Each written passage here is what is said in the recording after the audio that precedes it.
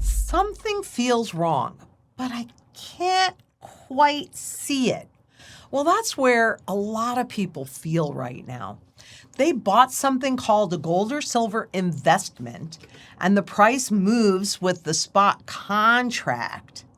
There could be real bullion held behind this trust, so naturally they believe they own gold or silver.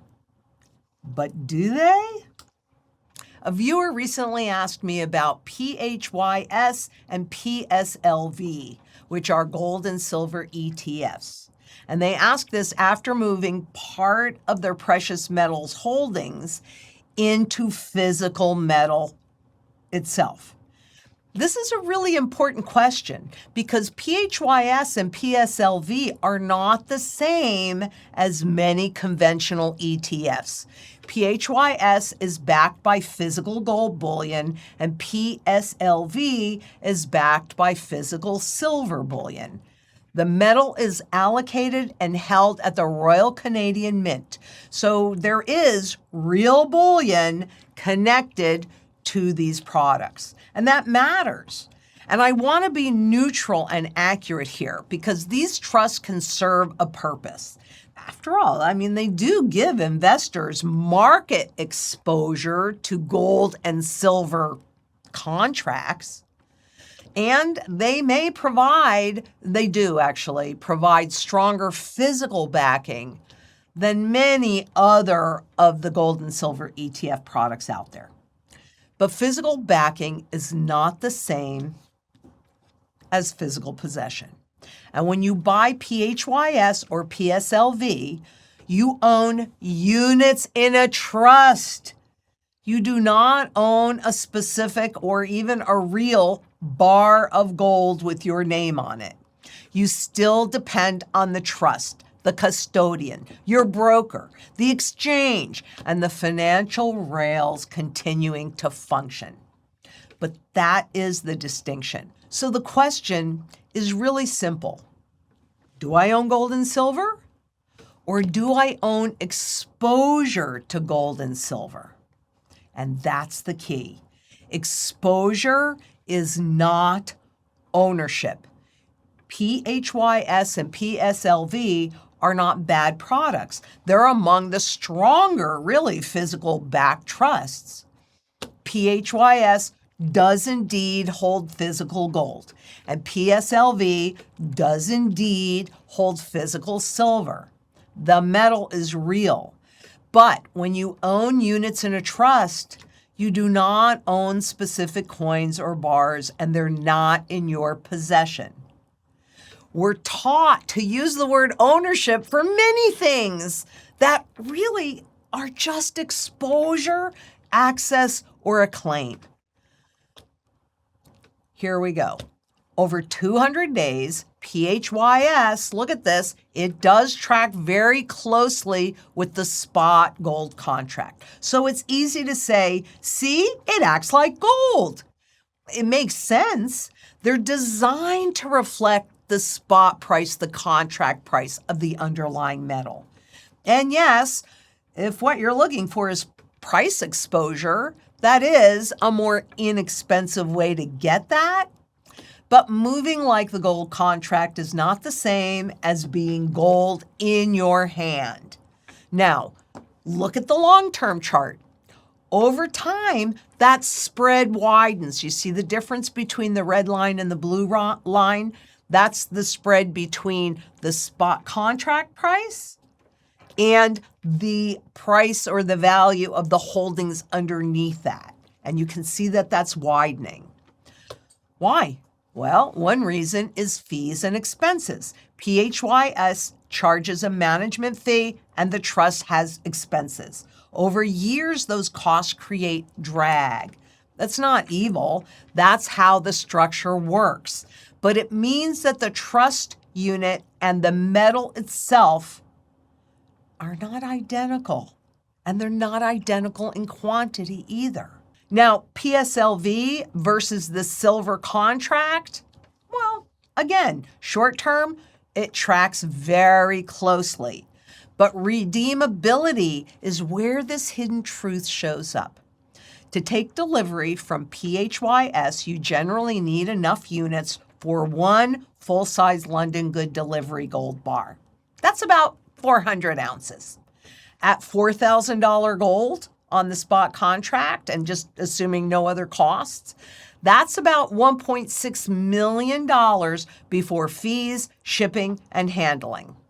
For PSLV, well, you generally need enough units for 10 1,000-ounce silver bars, so about 10,000 ounces. At $58 on spot silver, that's about $580,000 before all those costs. So the good thing is, yes, they are redeemable. But for most people, not practically redeemable. And that is an important truth because a feature can exist legally without being useful to the average holder. And over the long term, PSLV also separates from the silver contract. Again, part of that is the cost of the structure, but PSLV has a management fee and operating expenses.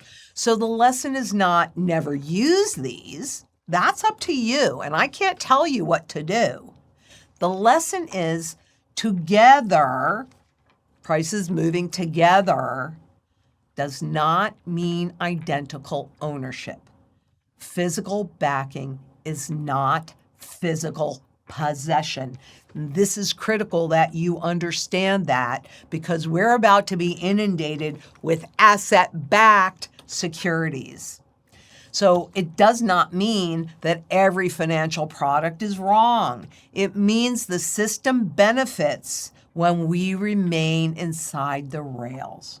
And that brings us back to the question we should ask about everything we own. Well, number one, what do I actually own? Who must perform? Can those rules change? So PHYS and PSLV may have a role for exposure if that's your goal. And most importantly, does this hold the value of my work over time, which I kind of just showed you, diminishing asset. But once I understand the structure, can you see the pattern? Can you recognize the difference between price exposure and possession? Between physical backing and physical ownership? Between something I can trade and something I can hold outside the financial system? That choice doesn't even have to be all or nothing.